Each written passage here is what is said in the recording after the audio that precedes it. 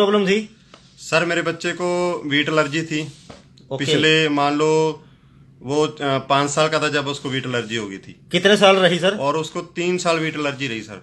Okay. और 3 साल के बाद पहले भी मान लो जब से एलर्जी हुई थी तब से हम भाग रहे थे उसको लेके, कभी उस हॉस्पिटल में जाओ, कभी किसी मंदिर में जाते थे, कभी किसी गुरुद्वारा में, कहीं किसी पंडित के पास जाते थे, हर जगह जाते थे।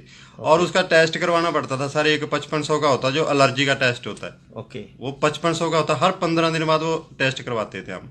और उसके बाद जब 15 दिन में टेस्ट कराते, ऐसा नहीं था कि जैसे दवाइयां खा रहे हैं उसकी एलर्जी कम हो रही है, एलर्जी उसकी और भी बढ़ जाती थी। जैसे सबसे पहले रोटी से एलर्जी हुई, उसके बाद डॉक्टर के पास गए, वो बोला आलू की सब्जी मत खाना, किसी भी चीज में आलू नहीं होना चाहिए। उसके फिर 1 महीना बाद गए, बोला इसको दूध की कोई चीज नहीं देना। उसके फिर 1 महीना बाद गए, बोलता इसको मिट्टी में नहीं खेलने देना।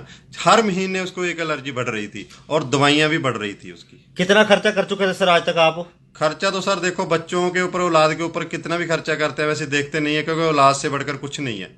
तो पता नहीं अनलिमिटेड खर्चा कर दिया, शायद 4-5 लाख से ज्यादा ही कर दिया होगा। और बच्चे का वेट भी आप कह रहे थे बिल्कुल बच्चे कम का हो गया? वेट था पहले 18 किलो वेट था उसका पहले, जब वो बीमार नहीं था, 5 साल का था। बहुत बढ़िया, बहुत हेल्दी था, ऐसे लगता है जैसे नजर लगी उसको किसी की। और उसका वेट था जो बाद में उसका 13 किलो वेट रह गया था सर।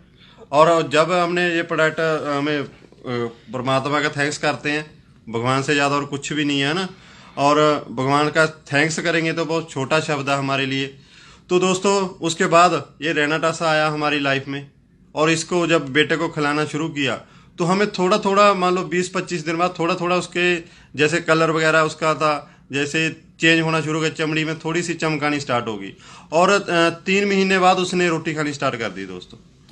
और उसकी जो जितनी एलर्जियां थी, सभी एलर्जियां 6 और 7 मंथ के बाद सभी एलर्जियां उसकी खत्म।